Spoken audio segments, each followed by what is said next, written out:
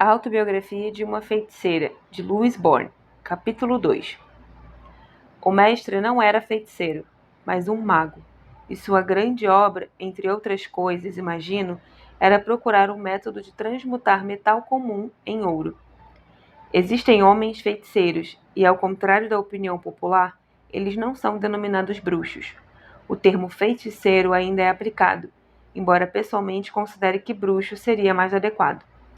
Defende-se entre as feiticeiras a ideia de que a palavra inglesa witch, feiticeira, deriva do anglo-saxão witche, W-I-C-C-E, que se pronuncia witche, W-I-C-H-E, e que witch significa sabedoria.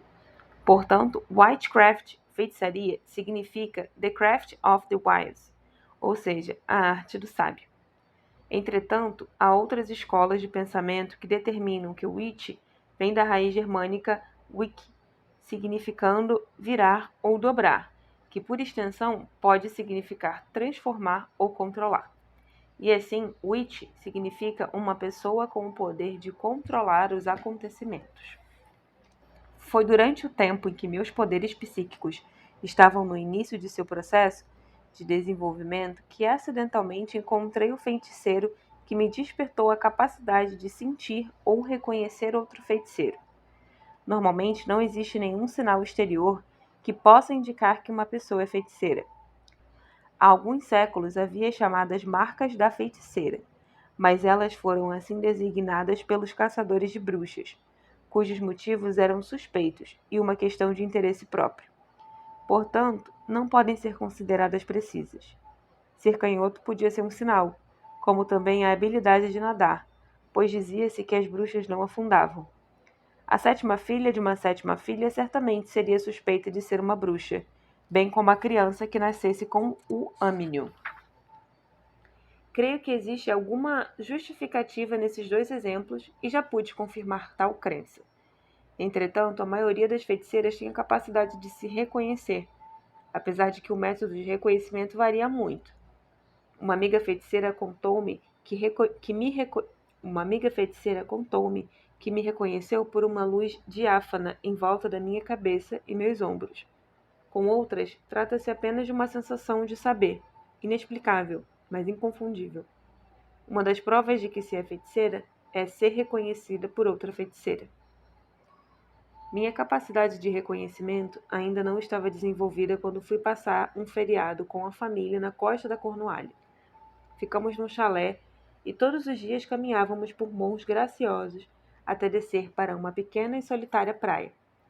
Na extremidade do morro havia um moinho semi-abandonado, onde se via um grande cartaz. Nesse dia, nossa caminhada nos levou para muito longe e não conseguimos ler o que dizia. Diariamente cruzávamos com um homem muito bonito que caminhava sempre sozinho na direção oposta. Tive uma sensação bem peculiar quando nos cruzamos pela primeira vez, que só posso descrever como um leve zumbido, uma sensação ondulatória atrás de meu ouvido direito. Sentia-me atraída por aquele homem sem saber bem por quê. Decidimos verificar o que havia escrito no cartaz do moinho e soubemos, então, que estava aberto à visitação pública, e por isso achamos por bem entrar. As paredes eram decoradas com figuras semi-ocultas de um deus de chifres e uma deusa lunar, simplesmente designada como a Senhora. Reconheci muitos símbolos e utensílios da feitiçaria. Havia uma quantidade razoável de outros visitantes em várias partes do moinho, suficientemente distantes do alcance da minha voz. Eu estava parada diante do quadro A Senhora, quando uma mulher jovem e bonita, de olhos escuros, se aproximou, e era óbvio que morava no moinho. Quando ela chegou mais perto, experimentei novamente a estranha sensação ondulante em torno do meu ouvido.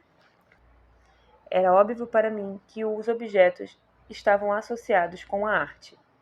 E desviando o olhar para a figura de a senhora, recitei sussurrando como se fosse para mim mesma, mas de modo que ela pudesse ouvir. Pois eu sou a deusa graciosa que entregou o presente da felicidade ao coração do homem. À terra eu dou paz e liberdade e reunião para aqueles que antes foram. Não exijo sacrifício, pois vejam, eu sou a mãe de tudo que vive, e meu amor é derramado sobre a terra.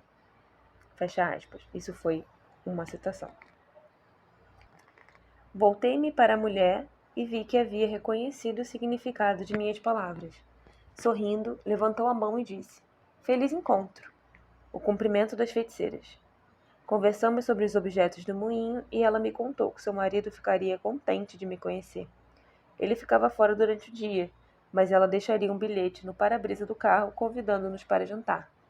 No dia seguinte, encontramos o convite para visitá-los. Quando chegamos ao moinho na noite seguinte, fomos recebidos pelo homem, que encontrávamos todos os dias no caminho para a praia. Descobrimos que ambos eram membros da arte, porém subscritos a uma tradição diferente da nossa. O homem, que se chamava Rob, tinha muito poder e era membro de um coven das feiticeiras, em Lincoln. Ele e sua mulher, Anne, estavam passando o verão com um filho no moinho. Era cheio de surpresas, e quando me perguntou se eu já tinha visto um gnomo, respondi-lhe negativamente. Disse-me então que o regato que passava pelo moinho era abrigo de elementais, que ele e Anne constantemente viam criaturas encantadas. Como simplesmente não sabia no que acreditar, nada disse até que ele me convidou para constatar por mim mesmo. Um gnomo costumava aparecer nas corredeiras do regato para lavar suas meias e tomar sol todas as manhãs. Se eu conseguisse chegar lá bem cedo, poderia vê-lo. Nunca tinha visto o sol raiar, a não ser quando bebê, mas decidi que mesmo que aquilo fosse praticamente no meio da noite, eu teria que ver. Na manhã seguinte fiz um esforço supremo para me arrastar para fora da cama antes mesmo de o dia clarear e fui cambaleando pelo morro, no ar frio da manhã, ao som das ondas que quebravam nos penhascos cornualenses à distância. Rob nos esperava no portão do moinho, e assim que nos juntamos, colocou o dedo nos lábios para que ficássemos bem quietos, e nos insinuamos pelas corredeiras do regato. Nunca consegui concluir, e ainda hoje não consigo, se realmente vi aquele gnomo ou se foi Rob que me fez vê-lo. Estava realmente lá ou foi alucinação, como o truque da corda indiana? Seja o que tenha sido, lá estava ele, sentado numa pedra, lavando sua meia calmamente, uma criatura élfica, usando um chapéu vermelho, casaco verde e calça xadrez, calçado como uma meia amarela e a outra em suas mãozinhas no processo de ser lavada. Lembro-me de ter pensado, mesmo com toda a minha embriaguez de sono, mas de maneira prática. Que atroz combinação de cores! De repente, o gnomo nos viu e desapareceu, e eu nunca soube para onde foi. Agora você acredita em mim? Rob perguntou. Falou com tamanha calma que mais parecia fato corriqueiro ver um gnomo. Até hoje pergunta meu marido. Nós realmente vimos aquele gnomo ou foi fruto da nossa imaginação? E ele me assegura que nós vimos de fato, e nada podemos argumentar contra. Rob provou ser uma mina de informações a respeito daquela região particular da Cornualha. Passamos muitas horas alegres com ele, caminhando pelos penhascos e explorando várias cavernas, entre as quais uma particularmente interessante que continha 3 bacias côncavas naturais, que Rob nos informou terem sido usadas pelos druidas em suas cerimônias iniciáticas. A Cornualha é um lugar mágico, encantado, e desde então, sempre que tenho ido lá, procuro gnomos e elementais. Talvez algum dia possa rever meu gnomo. Por causa de um artigo certa ocasião publicado numa revista, fui procurada pela BBC, que me convidou para gravar um programa sobre feitiçaria com Eric Maple, conhecido autor de assuntos sobrenaturais. Aceitei prontamente. Havia lido seu livro The Dark World of the Witches, O Mundo Obscuro das Feiticeiras, tendo considerado uma exposição erudita sobre o assunto. Ele me telefonou para se apresentar antes da gravação do programa e conversamos sobre o modo como a BBC queria que editássemos para torná-lo interessante aos espectadores da Canadian Broadcasting Corporation, para quem o programa seria gravado. Encontrei-me com Eric Maple na Broadcasting House e tivemos vívida discussão sobre vários aspectos da feitiçaria. Depois que a produção se declarou satisfeita com a gravação, Fomos para a cantina da BBC tomar uma xícara de chá. Considerei Eric Maple um homem muito amável e despretensioso, e achei a maior graça quando me confidenciou que, depois de ter telefonado, dissera à esposa: Estou apavorado de encontrar essa mulher, que me parece tão régia e matriarcal. Mas acrescentou: Você não é nada disso. Pelo contrário, é muito espirituosa. Passado algumas semanas, convidei-o para nos visitar e jantar conosco.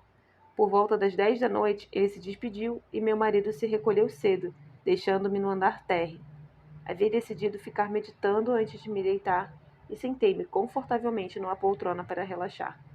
Naquele tempo, eu tinha um gato siamês, com nome incomum para um gato de feiticeira, Grey Malkin. Nessa noite, ele estava muito inquieto por alguma razão que eu desconhecia, e por isso coloquei-o no meu colo, onde se acomodou. Após 10 minutos de meditação, fui perturbada por suas patas cavando meus joelhos. Como achei seu comportamento muito antissocial, ordenei-lhe rispidamente que parasse. Senti seu corpo tenso e, consternada, ouvi seu ronronar profundo enquanto o pelo se arrepiava. Totalmente desconcertada, abandonei minha tentativa de meditação e, repentinamente, o gato soltou um miado agudo e, pulando de meus joelhos, ficou com o corpo arqueado, espumando e ronronando na porta que liga a sala de estar à cozinha. Após algum tempo, ele se aquietou perto da lareira e eu decidi deitar-me. Fechei a porta e fui até a sala de jantar, apanhar alguma coisa para levar para cima. Nesse meio tempo, dei uma olhada pela janela e o que vi fez meu sangue congelar nas veias. Prensada contra o vidro estava a cara de algum tipo de animal, com cabelo preto eriçado, olhos vermelhos brilhantes e desprovido de dentes. Fiquei petrificada quando consegui recobrar minha razão e fugir. Nunca me movi tão rapidamente em minha vida. Acho que quase levitei escada acima. Pulei na cama e cobri minha cabeça com os cobertores, tremendo, pensando no que poderia ser aquilo. Finalmente concluí que eu havia imaginado tudo. Na manhã seguinte, relatei o acontecimento, com detalhes visuais para meu marido, que simplesmente riu e disse que eu devia ter tido um pesadelo. À tarde já me havia convencido de que tudo não passara de pura imaginação.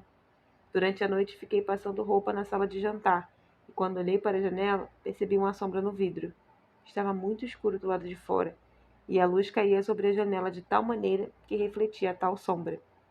Quando examinei mais de perto, percebi que se tratava do contorno de uma face eriçada, com 2 orifícios na altura dos olhos e uma marca indicando onde o nariz e a boca haviam tocado o vidro. Mal conseguia acreditar na evidência que meus olhos viam, e quando mostrei para meu marido, ele concordou que o desenho era muito incomum. Não conseguimos fazer uma avaliação satisfatória daquilo e certamente a sombra nunca havia estado ali antes. Falei com Eric Maple por telefone alguns dias depois e mencionei casualmente os acontecimentos que se seguiram à sua partida. Para minha grande surpresa, ele disse: Luiz, preciso desculpar-me. Acho que a culpa é minha. Esse tipo de coisa sempre acontece quando visito alguém. Contou-me então que antes de sua visita estivera pensando exatamente na história de um celeiro assombrado em algum lugar em Essex, onde ia um trabalhador e encontrava uma estranha criatura, parecida com um macaco, que tentava forçá-lo a enforcar-se numa viga. Ele quase chegava a se matar, quando recobrava os sentidos e escapava. A única explicação que Eric e eu pudemos encontrar sobre minha estranha experiência foi que ele havia carregado consigo um rastro de energia psíquica indisciplinada, que naquele dia assumira uma forma de pensamento que se materializou para mim. A explicação parece tão inacreditável quanto a experiência, e provavelmente nunca terei uma conclusão satisfatória. Entretanto, o contorno do vidro estava ali, e quando repetia a história a amigos incrédulos, podia mostrar-lhes a prova da janela, com o contorno da cara impressa no vidro. Aquela vidraça ficou na janela durante vários anos até ser trocada por outra. Infelizmente, mesmo guardada com cuidado para o bem de qualquer Tomé, quebrou-se recentemente. Essa história foi assunto durante muitos meses. À meia-noite de um dia quente de junho, Recebi uma visita mais agradável quando me preparava para dormir. Eu estava deitada sobre meu lado esquerdo e senti um peso pressionar meu braço direito e o peito. Podia distinguir claramente um coração humano bater junto do meu ouvido. Como na cama havia lençóis novos, ainda engomados, eu podia sentir e escutar alguma mão invisível puxar o lençol na altura do meu ouvido direito, como se para chamar minha atenção. Fiquei deitada por algum tempo, tentando perceber se era alucinação, até que finalmente me virei. Abri os olhos com cuidado e, parada diante da cama, envolta com uma luz dourada, estava a figura de minha mãe, que havia morrido alguns anos antes. Estava mais jovem e mais magra do que eu recordava. Sorriu para mim, ergueu a mão acenando a Deus e lentamente desapareceu de minha visão. Virei para meu marido que estava quieto, deitado, e sussurrei. Você viu e escutou isso? Sim, eu vi, ele disse. E se você tivesse ficado com medo, eu também teria ficado. Teria fugido pela janela. Que boa dupla de pesquisadores psíquicos nós somos, acrescentou. Essa era a primeira vez que eu via minha mãe, desde sua morte, apesar de que ela vinha se comunicando comigo em intervalos regulares. Poucos minutos antes do fim de sua vida, recuperou a consciência e disse-me clara e lucidamente: Luiz, estou morrendo. Prometa que você virá a mim. Murmurei: Eu prometo. Ela sussurrou e então morreu. 4 dias depois, uma médium que não me conhecia descreveu-a com os detalhes de uma doença terminal e disse: Essa senhora informa ser sua mãe. Voltou para cumprir uma promessa que lhe fez. Está sempre falando nessa promessa. Desde então, tem voltado a mim muitas vezes, e frequentemente por intermédio dos trabalhos de uma terceira pessoa, de outro médium. Mesmo que seja feiticeira praticante, as dádivas psíquicas que possuo são mediunomísticas. A capacidade de enxergar clarividentemente o morto, psicometria, um método que me possibilita segurar os objetos e ler nele a história, emoções, passado, presente e futuro de seu proprietário. Clareaudiência, a capacidade de escutar vozes não evidentes às outras pessoas. E clarisensitividade, a habilidade de sentir e funcionar em outro nível de experiência. A diferença entre feiticeiras e médiuns espiritualistas é que as feiticeiras se enquadram numa moldura religiosa diferente, na maioria dos casos possuindo também a habilidade de trabalhar com a magia, influenciar acontecimentos a longa distância e fazer coisas acontecerem na vida das pessoas para bem ou para mal, dependendo da mente e da vontade do operador.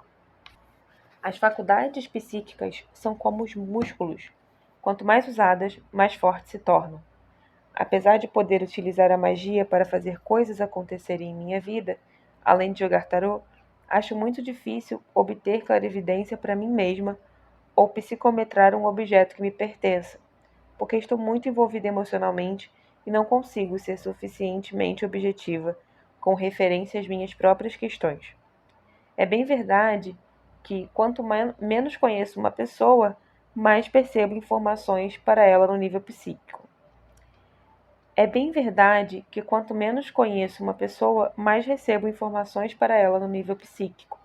Por essa razão, eu me recuso a ler para as pessoas da minha própria família ou para amigos que eu conheça muito bem. Às vezes, eles têm a astúcia de me apresentar um objeto e pedir que eu faça como favor para um amigo. Dessa forma, eu o faço com bastante objetividade e entrego exatamente o que recebo, no nível psíquico. Algumas vezes, depois de inicialmente estar desprevenida, vai se tornando óbvio, durante a leitura das visões que se apresentam e das informações que recebo, que aquilo se refere à vida da pessoa que me deu o objeto. Consequentemente, eu me inibo e preciso parar a leitura em prol da honestidade, já que não me dá prazer trapacear e também não contribui para o desenvolvimento dos meus poderes psíquicos. Sinto que eles são uma confidência sagrada, só devem ser usados de modo genuíno e honesto. Eu poderia perdê-los. Frequentemente, percebo que as pessoas têm concepção totalmente errada dos psíquicos em geral, e acho graça quando me informam sobre algum acontecimento e acrescentam: Mas eu achava que você já sabia. Imagino que andam diariamente pelo mundo com a antena psíquica permanentemente girando para detectar determinado nível de percepção extrasensorial, qualquer coisa e tudo que vale a pena aprender. Esse conceito é inteiramente falso. Minha vida seria insuportável se eu permitisse que minha sensitividade e os recessos mais profundos da minha consciência ficassem constantemente à mercê das pessoas com quem entro em contato, captando seus temores e emoções projetadas em minha mente. Além disso, estar constantemente ligada seria uma perda de energia psíquica, e eu reservo minhas faculdades para as ocasiões que concordo em fazer uma sessão de clarividência ou psicometria, a uma consulente ou para um sério trabalho de magia e encantamento. As feiticeiras, aliás, todos os psíquicos, são muito sensíveis às vibrações. Elas são projeções inconscientes da personalidade, emitidas por seres humanos, e nem sempre preciso estar em elevado grau de consciência para percebê-las. Todos os organismos vivos estão rodeados por um campo magnético que interage com os campos magnéticos de outros organismos, e dependendo da compatibilidade ou incompatibilidade que um campo tem com o outro, sentimos instintivamente que gostamos de uma pessoa ou particularmente que não gostamos dela. A maioria das pessoas alguma vez sentiu uma aversão intuitiva por alguém sem saber o porquê. Esses sentimentos não são restritivos aos sensitivos, são uma condição da raça humana, e os sensitivos apenas sentem as vibrações das outras pessoas mais aguçadamente.